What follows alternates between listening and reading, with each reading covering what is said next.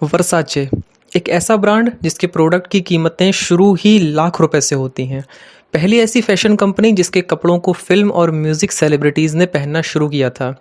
इसमें princess Diana से लेकर British super model Naomi Campbell और माइकल जैक्सन जैसी हस्तियों के नाम भी शामिल हैं। कंपनी का सालाना रेवेन्यू 830 लाख करोड़ रुपए है। फिलहाल इटली का ही लग्जरी ब्रांड चर्चा में है। वजह है इसकी parent company Capri holdings. Capri holdings को अब टेपेस्ट्री ने टेक ओवर कर लिया है। आज नए में जानेंगे वर्साचे एम्पायर बनने की कहानी। आप वीडियो को लाइक और चैनल को सब्सक्राइब कर लीजिए। फेसबुक पर देख रहे हैं तो फॉलो कर लीजिए। तो चलिए शुरू करते हैं। बात 1956 की है। इटली का रेजियो कैलाब्रिया शहर। 10 साल का एक लड़का माँ को दिन भर सिलाई बुनाई करते हुए देखता। घर में ही माँ ने कपड़े सिलने का एक छोटा सा बिजनेस चलाती थी। ये लड़का कोई और नहीं बल्कि आगे चलकर वर्साचे ब्रांड बनाने वाला जियानी वर्साचे थे। जियानी की ज़िंदगी पर लिखने वालों के मुताबिक यही वो दौर था जब उनके दिमाग में फैशन की एक छाप पड़ी। दरअसल जियानी सिर्फ 9 साल के थे जब पहली बार खुद एक ड्रेस बनाई, blue one shoulder evening gown. 40 साल बाद प्रिंसेस डायना ने एक फंक्शन में उसी नीली ड्रेस का वर्जन पहना था। 26 साल की उम्र में जियानी इटली के मिलान पहुंचे। मिलान की पहचान इटली के फैशनेबल शहर के रूप में है। 1973 में वे वॉयब्लोस फैशन के ब्रांड के डिज़ाइनर बन गए। 5 साल काम करने के बाद जियानी ने नौकरी छोड़ दी।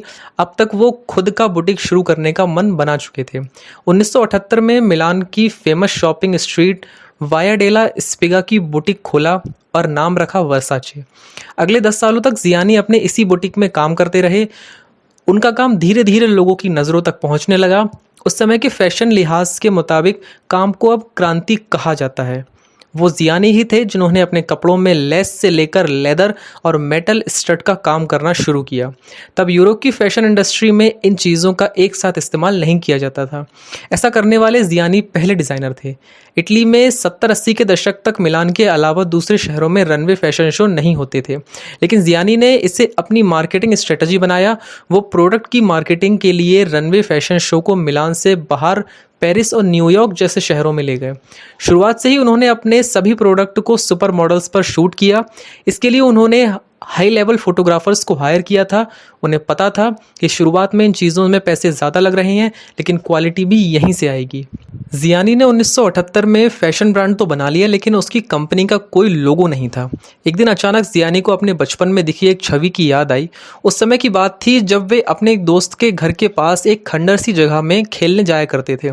जियानी के जहन में वहाँ एक दिखी माइथोलॉजिकल आकृति अटकी हुई थी। यह आकृति थी ग्रीक माइथोलॉजी के मेडुसा की।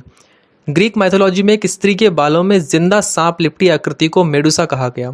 जियानी एक इंटरव्यू में इस आकृति को चुनने के पीछे की वजह बताते हैं कि वो किसी को भी खुद से प्यार करने पर मजबूर कर सकती है।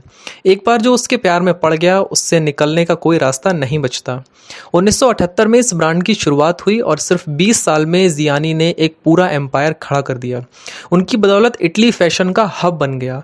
ब्रांड अपने बोल्ड और लग्जरी आउटफिट के लिए पहचाना जाने लगा। सालों से चले आ रहे फैशन के पारंपरिक तौर तरीकों को वर्साचे ने चुनौती देना शुरू कर दिया। ऐसा करने वाला भी दुनिया का पहला ब्रांड बना। इसको लेकर ब्रांड पर भद्दे और फूहड़ होने के भी आरोप लगे, लेकिन जियानी ने कभी भी अपने एक्स्ट्रा फैक्टर को कम नहीं किया। अमेरिका में फ्लोरिडा का साउथ बीच यही वो जगह है जहां जियानी वर्साचे का महल जैसा घर था। 15 जुलाई 1997 की सुबह हर रोज़ की तरह जियानी 6 बजे उठे, घर पर कुछ काम किया, फिर घर से थोड़ी ही दूरी पर बने एक कैफ़े में कॉफ़ी और न्यूज़पेपर लेने निकले। वहां उन्होंने कॉफ़ी ली, वोग और the news yorker magazine display से निकाली, कैफ़े के मैनेजर और जान पहचान के लोगों का अभिवादन किया और आगे बढ़ गए। घर पहुंचते ही जैसे ही उन्होंने गेट के लॉक में चाबी लगाई, उनके सामने half pant, grey tank top और बेसबॉल कैप लगाए काले बालों वाला एक आदमी आया। उसने सामने से गोलियां चलाई और टहलते हुए निकल गया। वर्साचे के मर्डर के 8 दिन बाद उन्हें मारने वाले कुनानन ने हाउस बोट में आत्महत्या कर ली। तो ये थी पूरी स्टोरी। आपको कैसी लगी कमेंट करके ज़रूर बताएं।